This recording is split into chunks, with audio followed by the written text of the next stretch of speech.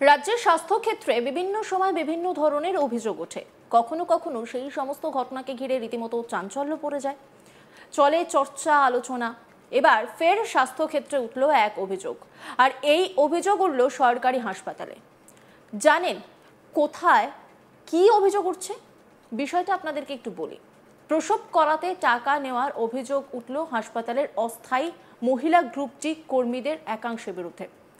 আর টাকা না দিলে ব্ল্যাকমেল করার অভিযোগও উঠছে। ঘটনায় অভিযোগ দায়ের ব্লক স্বাস্থ্য আধিকারিকের কাছে। অভিযোগ মালদার হরিশ্চন্দ্রপুরের বাঘুয়া এলাকার এক গর্ভবতী মহিলার পরিবারের সঙ্গে এই ঘটনা ঘটে। যদিও সেই পরিবার চুপ করে বিষয়টি মেনে নেয়নি। দেরি না করে গ্রুপ ডি অস্থায়ী মহিলা কর্মীদের অরাজকতা নিয়ে অভিযোগ দায়ের করে ব্লক স্বাস্থ্য আধিকারিকের কাছে। তারপরে এদিন সরিয়ে দেওয়া হয়েছে দুই মহিলা কর্মীকে। ঘটনাকে কেন্দ্র করে শোরগোল পড়ে গিয়েছে হরিশ্চন্দ্রপুর গ্রামীণ হাসপাতালে। অভিযোগকারী বাঘুয়া গ্রামের বাসিন্দা আব্দুল মালিক বলেন, শুক্রবার প্রসব যন্ত্রণা নিয়ে বোনকে হরিশ্চন্দ্রপুর গ্রামীণ হাসপাতালে ভর্তি করেছিলাম। তাকে প্রসূতি বিভাগে ঢুকিয়ে অস্থায়ী মহিলা গ্রুপ ডি কর্মীরা 5,000 টাকা দাবি করেন। না দিলে চাঁচল সুপার স্পেশালিটি হাসপাতালে পাঠিয়ে দেওয়ার হুমকি দেওয়া হয়। সেই পরিস্থিতিতে 2,000 টাকা দিতে বাধ্য হন আব্দুল মালিক। পরে আরও 3,000 টাকা দাবি করলে মাসিদের বিরুদ্ধে ব্লক স্বাস্থ্য আধিকারিক ছোটন মণ্ডলের কাছে লিখিত অভিযোগ দায়ের করেন তিনি।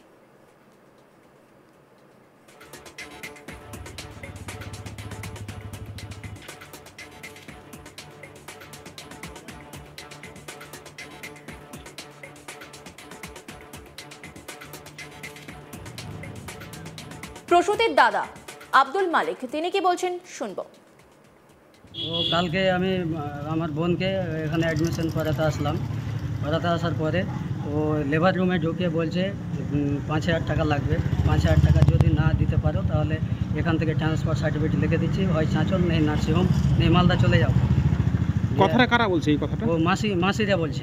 লেবার রুমে ঢোকানোর পরে কথাটা বলছে? লেবার রুমে ঢোকানোর পরে, আগে বলে না, পরে যখন ছটপট করছে রুগী তখন এরকম কথা বলছে, টাকা দিবা তাহলে হাত দিব, না তো দেবো না, এরকম পর্যায়ে আছে। তো আপনি টাকা দিয়েছেন?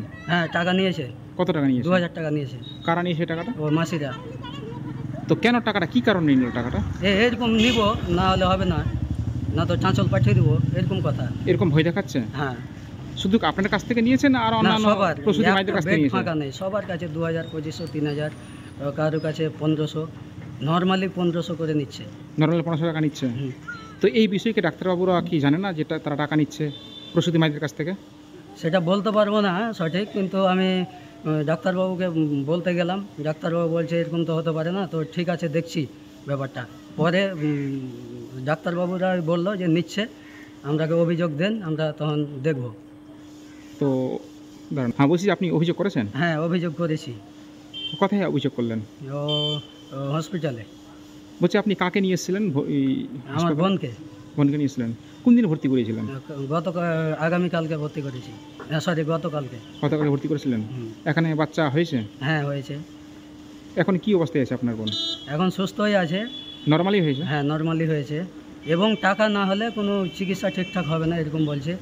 আর জায়গাগুলো খুব কাছড়া, ঠিকঠাক নেই, কোনো ফিনাইল টিনাইল মারছে না, বন্ধ করছে, যাওয়া যাচ্ছে না, এরকম অবস্থা আর কি। হাসপাতালের ভেতরে লেখা রয়েছে প্রসব পরিষেবার জন্য কাউকে টাকা দেবেন না, কিন্তু টাকা ছাড়া প্রসূতি বিভাগে কোনো কাজ হয় না বলে অভিযোগ।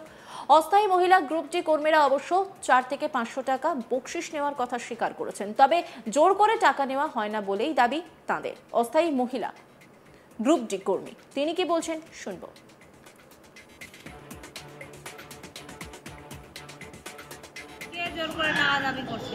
এই যে যারা দাঁড়িয়ে আছে যে মায়েরা, ওরা বলছে কারো কাছ থেকে 1,500 টাকা, কারো কাছ থেকে 3,000 টাকা নিচ্ছেন। মানে টাকাটা কি জন্য নিচ্ছেন আপনারা? মানে টাকাটা কি জন্য নিচ্ছেন? এটা ক্যামেরা কিসের জন্য করছেন? না, বলছি টাকাটা কি জন্য একটু বলেন বিষয়টা বলেন। আমরা নোংরা ঘাটছি ওই জন্য চাইছি বকশিশ হিসাবে। মানে এরকম আপনারা কি মানে হাসপাতালে টাকা পয়সা পান? আপনারা টাকা পয়সা দিচ্ছে হাসপাতাল থেকে? না, মানে এদের কাছ থেকে টাকাগুলো নিচ্ছেন আপনারা? তো এই বিষয়ে কি ডাক্তারবাবুরা জানে যে আপনারা 3,000, 4,000 টাকা নিচ্ছেন? কত টাকা চাইনি তো কেউ। এখানেই অনেকজনই বলছে, যারা দাঁড়িয়েছে সবাই বলছে যে টাকা নিচ্ছেন। তো বলছি যে এই টাকাটা কি কারণে নিচ্ছেন আপনারা একটু বলবেন। নোংরা ঘাটছি ওই জন্য। তো কত টাকা করে আপনারা দাবি করছেন? 500, 400, 300। কিন্তু ওরা তো বলছে নাকি 2000, 3000, এমনকি 5000 টাকা ওরা দাবি করছেন। 2000 নিয়েছেন যে। আর বলছি যে আপনারা এই ট্রান্সফার করার হুমকি কেন দিচ্ছেন এদেরকে, যে ট্রান্সফার করিয়ে দিব আপনারা? কোথায় কে বলেছে? এই যে যারা আছে, যারা কেউ হয়তো বৌমাকে নিয়ে এসছে, কেউ হয়তো স্ত্রীকে নিয়ে আমি তো এসছে, জানি না। কইছে যে মালদা ঠেলে দিব, কইছে কিন্তু মালদা পাঠিয়ে দেওয়ার বা চাচলে পাঠিয়ে দেওয়ার হুমকি কেন দিচ্ছেন আপনারা? টাকা দিচ্ছিল, কইছে যে মালদা ঠেলে দিব, ওই দিন দেখে মতো দেখে দিব, এই দেখে দিব, আসবে মালদা চাচল ঠেলে দিব।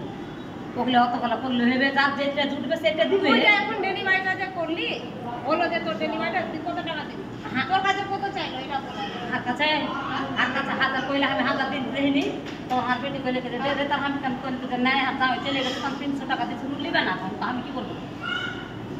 আমি দিচ্ছি না, ওরা কি চেয়েছে না, আমি কেন করে বলবো? তুই যা বলছিস, ওরাই যে কয়ে গেল যে তোর কাছে 1000 টাকা চাইছে, তুই যা মিথ্যা কথা বলছিস। কেন মিথ্যা কথা বলছে? মিথ্যা কথা তো এটা বলে না। ওই দাঁড়াতে চাস। যদিও অনেক প্রসূতি ও তাদের পরিবারের দাবি কার্যত ভয়েই তারা টাকা দিতে বাধ্য হচ্ছে। মর্জিনা বিবি প্রসূতির মা, তিনি কি বলছেন শুনবো। একে লেছি, কোন দিন নিয়ে এসছেন? আজকে 11টার দিকে লেছি। কি সমস্যা ছিল আপনার? সমস্যা ছিল কি, বাচ্চা বাচ্চা হয়েছে, বাচ্চা হচ্ছে কখন, কোন দিন বাচ্চা হয়েছে? এ তো 3টার দিকে হলো, 3টা 10 মিনিটে। 3:10 হয়েছে। জি হলো। তো যারা দায়মা রয়েছে তারা কি কোনো টাকা দাবি করছে? হ্যাঁ, কত টাকা চাইছে ওরা? কইছে কি যে 1000 টাকা দাও, তোমার ই করেছে না তো মালদা ঠেলে দেবো, এ করে দেবো। ভাবছি মালদা কেনা ঠেলবে না, তো কেলে মালদা ঠেলবো না, এদের জন্য যেতে আসে তো সবকে এ করবো, ভোগাতে তখন সিজারে ঠেলে দেবো, মালদা পাঠিয়ে দেবো। কিন্তু তারা তো কোনো ডাক্তার না, তারা তো দায়মা, তারা এই কথা বলতে পারে কি যে ট্রান্সফার করিয়ে দিবে? তো ওই দাম করছি, তোমরা করলে নাকি, তোমরা তো কিছু লাড়নি, আমার মেয়ের লৌপুর টানুনি করলে ওই যে যারা নাম লেখছে কিনা, ওরাই লেখে ওই ফের হার বেট যখন বাচ্চা হয়ে পড়ে গেল, তো ওই নাড়ি কাটলে, ওই তুললে, মুছে তখন তুললে দিলে ইয়াতে ফেললে। তো টাকাগুলো কি তারা জোর করে দাবি এখন করছে? চাইছে যে আমাকে বক্সিস দাও, তার 1000 টাকা চাইছে, আমি 1000 টাকা দিতে চাই না, তো আমি করছি যে 500 টাকা দিব না, 300 টাকা দিচ্ছি, তো নিবে না। এখন মানে 300 নিতে চাইছে না, না, না, 1000 টাকাই লাগবে বলছে। হ্যাঁ না হলে ট্রান্সফার করে দেওয়ার হুমকি দেখাচ্ছে। হ্যাঁ, ধুমকি দেখাচ্ছে যে। আপনার মেয়ে কি এখন সুস্থ আছে? হ্যাঁ, সুস্থ আছে, আমি নেই, কি বাচ্চা হয়েছে? ক্ষুধা হয়েছে। কি নাম আপনার? ছেলে। প্রসূতির স্বামী আক্তারুল আলম, তিনি কি বলছেন শুনবো। আপনার মেয়ে গিয়ে কি হুমকি দেখে টাকা নিয়েছে আপনার কাছ থেকে? ও আমার কাছে টাকা নিয়েছে যে আমার স্ত্রীটা তো ছটফট করছে, ওরা দেখছে দাঁড়িয়ে আছে, আর আমার স্ত্রী বেডে শুয়ে ছটফট করছে। আমাকে বলছে যে এসে যে 1500 টাকা লাগবে, দিলে দাও, না দিলে শুধু থাক। ওই জন্য আমাকে 1500 টাকা দিতে হয়েছে। তো টাকাকে লেবার রুমে ঢুকিয়ে তবে কথাটা বলছে? হ্যাঁ হ্যাঁ, আর টাকা না দিলে কি ভয় দেখাচ্ছিল আপনাকে? টাকা না দিলে যে যাবো না বলছি। মানে কথা ট্রান্সফার করার হুমকি দেখাচ্ছিল? না, ওটা বলছে না, বলছে না টাকা দাও, তাহলে আমি যাবো না, হাত দেবো না। ও পেশেন্টকে হাত দিতে চাইছিল না? না, চাইছি না। অন্যান্য খবরের আপডেটের জন্য অবশ্যই নজর রাখুন আজ তাক বাংলার ইউটিউব স্ট্রিমিংয়ে। লাইক, কমেন্ট, শেয়ার এবং সাবস্ক্রাইব করতে ভুলবেন না।